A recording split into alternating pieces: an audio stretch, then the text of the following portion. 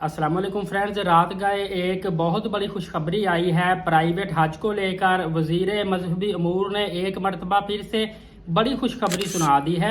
जो हज कोटे का मसला था प्राइवेट हाजियों का, इन्होंने बताया है कि मेरी सऊदी वजीर हज से मुलाकात हुई है और प्राइवेट हज के लिए मैंने उनसे टाइम मांगा है और उन्होंने टाइम फ्रेम बढ़ाने की कहा है कि हम कोशिश करेंगे। मतलब कि पाकिस्तान के वजीर मजहबी अमूर सरदार यूसुफ कमाल साहब जो है, इन्होंने सऊदी वजीर हज से मुलाकात की और उनको बताया कि हमारा प्राइवेट हज कोटा को लेकर ये मसला आ रहा है कि 77,000 जो हुज्जाज कराम है उनमें से सिर्फ और सिर्फ आपके दिए हुए वक्त के मुताबिक 23,620 हुज्जाज कराम जा सकते हैं।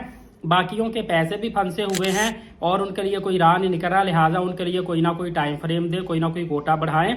तो सऊदी अरबिया के जो वजीर हज है, इन्होंने कहा है कि हम अगर किसी भी और कंट्री के लिए रिलीफ देते हैं तो सबसे पहले पाकिस्तानियों को रिलीफ दिया जाएगा। मतलब इसमें चांसेस भी है और नहीं भी है, लेकिन पॉजिटिव रिस्पांस है।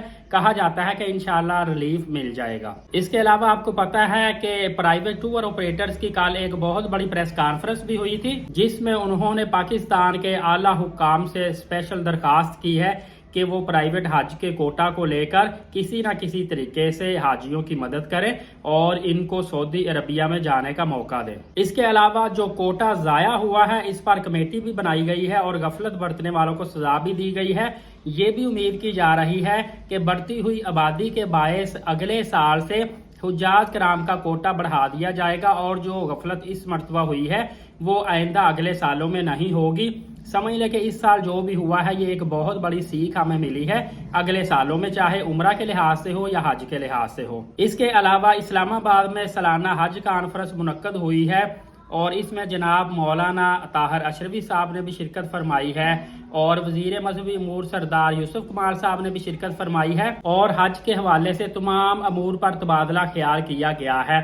लेकिन फ्रेंड्स, ये सारी प्रेस कॉन्फ्रेंस के बाद और वजीर मजहबी अमूर के बयानात के बाद मुझे ये नज़र आ रहा है कि यहाँ पे जो बातें हुई हैं उसमें यह है कि अगर कोटा दूसरे कंट्रीज को दिया गया तो पहले पाकिस्तान को देंगे और इनके लिए कोई ना कोई टाइम फ्रेम बढ़ाएंगे।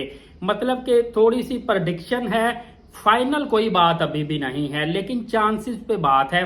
लेकिन उम्मीद की जा रही है कि ये कोई खुशखबरी है और जो हुज्जाज कराम रह गए हैं और जिनको लगता है उनके पैसे भी फंसे और हज से भी महरूम है, उनके लिए इंशाल्लाह कोई ना कोई रास्ता निकलने की उम्मीद बरकरार है। रास्ता अभी तक निकला नहीं है, उम्मीद बरकरार है। हो सकता है कि निकला है रास्ता, हो सकता है ना भी निकले, क्योंकि पीछे वक्त की बहुत ही किल्लत है। और 29 अप्रैल 2025 से आपको पता है ये चंद दिन पीछे, आज अगर 22 अप्रैल है तो एक हफ्ते बाद हज की फ्लाइटें शुरू हो जाएगी।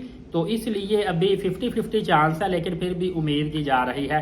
दुआ है अल्लाह ताला जो भी मुश्किलात में ज़ायरीन है उनकी मदद फरमाए। फर्दर अपडेट जानने के लिए एलीट साकिब यूट्यूब चैनल को सब्सक्राइब कर लें, नमाज कायम करें, नबी पाक सल्लल्लाहु अलैहि वसल्लम पे रोजाना कसरत से दुरूद पाक और कुरान मुकद्दस की तिलावत करते रहा करें। इजाजत दे, शुक्रिया, जज़ाकल्लाह।